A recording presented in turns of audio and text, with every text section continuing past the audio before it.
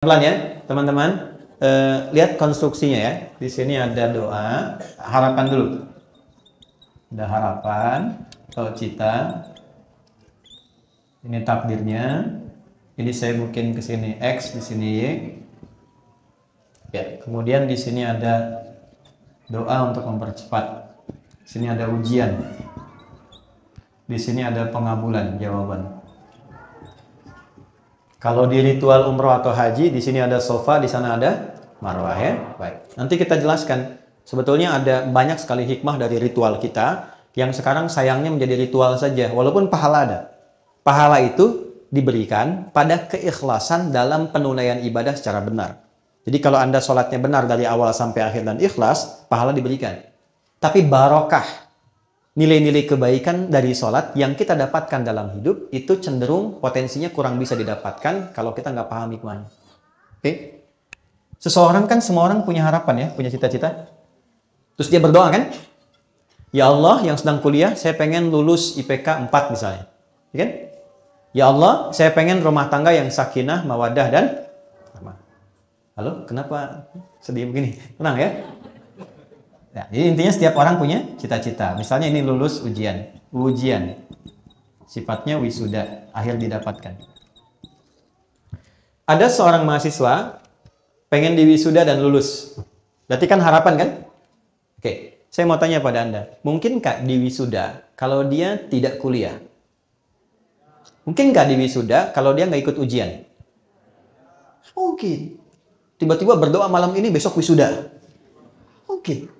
Pasti dia melewati tahapan dulu kan? Ya kan? Nah, tahapan inilah jembatan yang mengantarkan kita pada harapan yang ingin kita raih. Kita punya harapan di ujung sana, kita pengen raih. Kita mesti jalan kan ke sana? Nah, jalan itulah yang disebut dengan ujian. Ujian ini yang sering kita lihat sebagai masalah. Kan kita ngerjain ujian bikin masalah kan? Masalah, solusi, gitu kan? Ya? Nah, jadi sesungguhnya ujian atau masalah ini diberikan oleh Allah kepada kita bukan ingin membuat hidup kita bermasalah, bukan. Tapi ingin mengantarkan kita pada harapan dan doa yang pernah kita mohonkan. Memang jalannya mesti ini.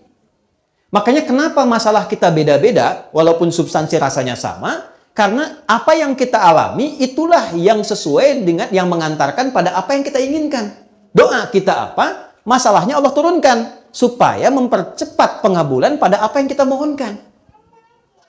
Jelas sampai sini? Ya, jadi itu yang dimaksudkan. Tidak mungkin ada orang hidup itu tentang diuji, nggak mungkin. Nah, konsepsi ini ada di Quran surah kedua di ayat 155. Walanabluwannakum bisyai', dan aku pastikan setiap orang yang hidup pasti aku akan berikan ujian. Hidup sama dengan ujian. Hidup sama dengan masalah. Karena orang hidup pasti punya cita-cita, punya keinginan. Yang punya keinginan harus diwujudkan keinginannya lewat ujian. Maka hidup berbanding lurus dengan ujian. Artinya orang yang tidak ingin diuji tidak ingin hidup. Siapa yang tidak ingin punya masalah? Angkat tangan. Kan? Dibilang gak ingin, takut gak ingin hidup. Dibilang punya masalah, takut gak bisa ngatasin, kan? Oke, lihat dulu sini. Bisyai dengan berbagai macam. Minal khauf, khawatir, gelisah. Ini sudah mulai gelisah, jam berapa selesai gitu kan? Wal ju', mulai lapar. Wa naqsi minal amwal, sudah mulai ngitung ongkos, pulang gimana? Ya, wal anfus, ada yang sakit sampai yang wafat, ya kan? Ya, wat thamarat, yang hasil kerja kerasnya diambil orang lain. Ada yang begitu. Tapi itu mengantarkan pada harapan kita. Memang itu bukan punya kita. Yang punya kita yang lain, yang lebih baik. Jadi pahami yang pertama bahwa setiap hidup itu pasti akan dihadapkan pada ujian. Nah, ujian ini itu pasti akan selaras dengan kadar doa yang kita mohonkan. Makanya ketika Anda sedang punya masalah, itu hasil dari doa Anda. Kayak jangan banyak berdoa. Itu hasil doa Anda. Anda yang minta, Allah kasih. Ya kan? Jadi begitu Allah kasih, Anda malah bilang, ya Allah, kenapa mesti saya? Ya, kamu kan yang minta kemarin. Ya.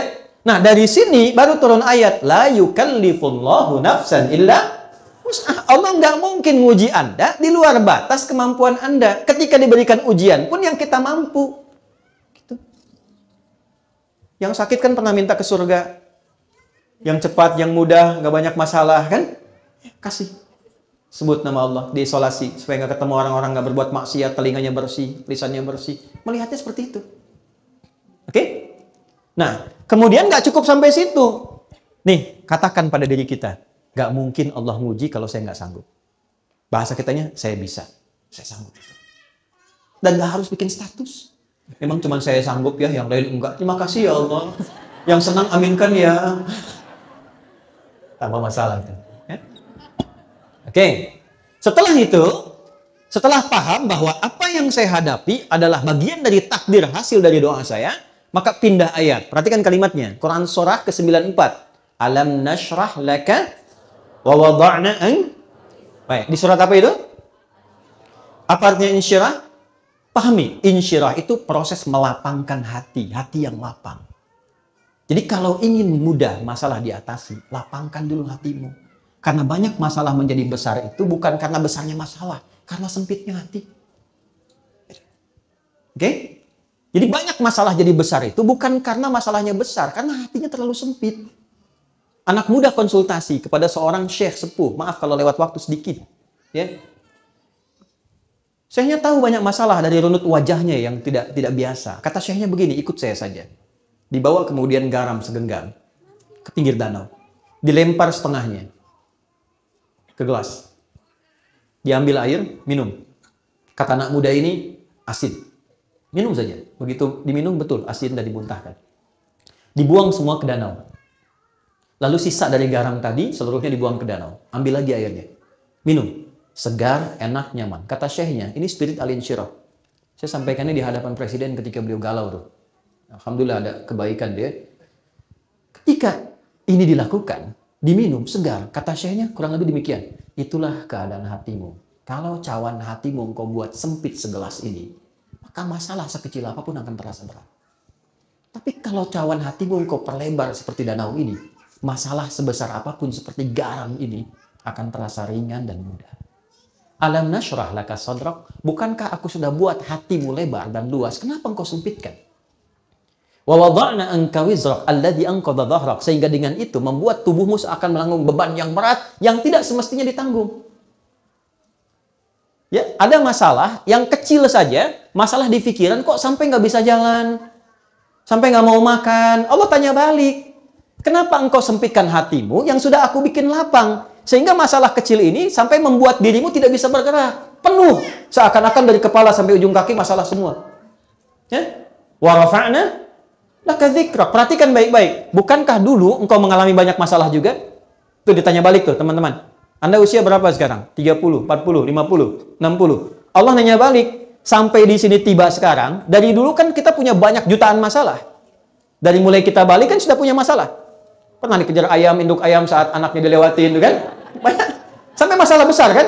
Nah, Allah tanya balik, ribuan masalah itu kan pernah engkau selesaikan. Kenapa yang satu ini kemudian kau merasa berat? Mungkin persoalannya bukan masalahnya. Masalahnya engkau belum lapangkan hatimu seperti aku selesaikan ribuan masalah dulu yang pernah tuntas karena kelapangan jiwamu.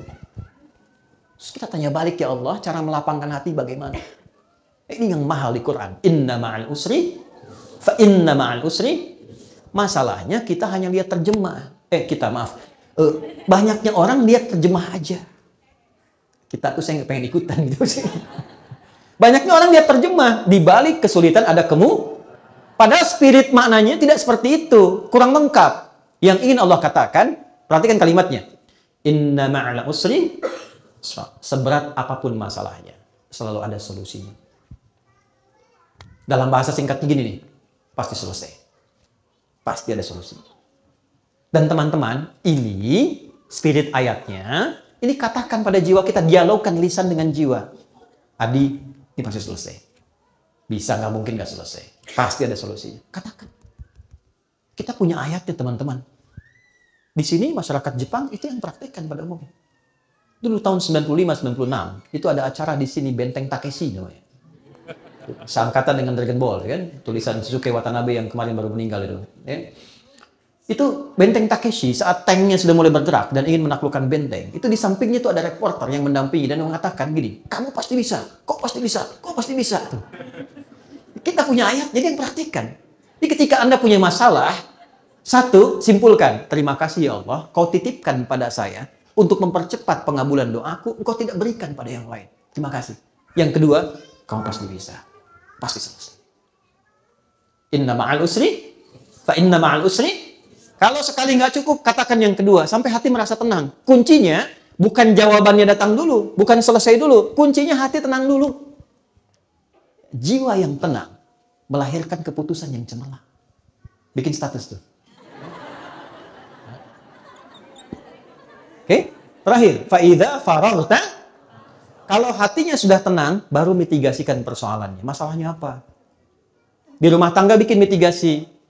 Kenapa suami begini? Kenapa saya begini? Oh, ini ketemu satu.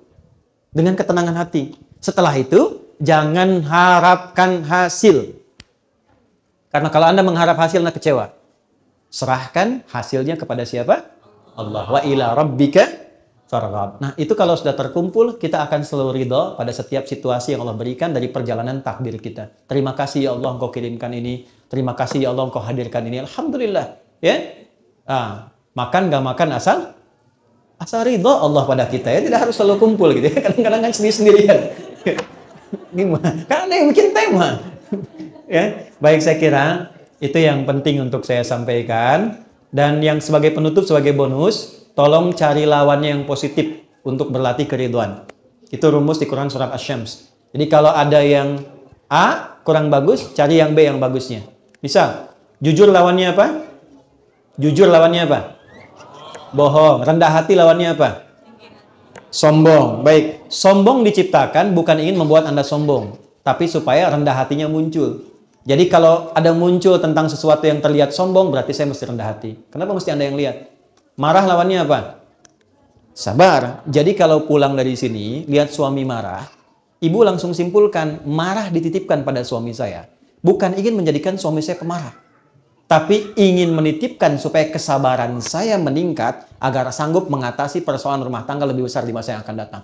Jadi kalau suami datang, marah-marah, Alhamdulillah. Kamu kenapa ketawa? Terima kasih ya Allah telah mengirimkan amarah pada suami saya, sehingga saya bisa belajar sabar. Suami juga nggak punya alasan untuk marah. Cemberut apa lawannya? Anda pulang ke rumah, istri cemberut. Waalaikumsalam. Kayaknya kenal, ya. Setelah itu kasih emas 2 kilo, selesai masalahnya. Emang istri saya masih ada nggak? Udah nggak ada kan? Alhamdulillah, makanya saya cerita ya. Karena jarang ada ustadz ceramah bahwa istrinya jarang, apalagi bahas yang itu. Sama saja gitu ya. Baik teman-teman, itu yang bisa disampaikan.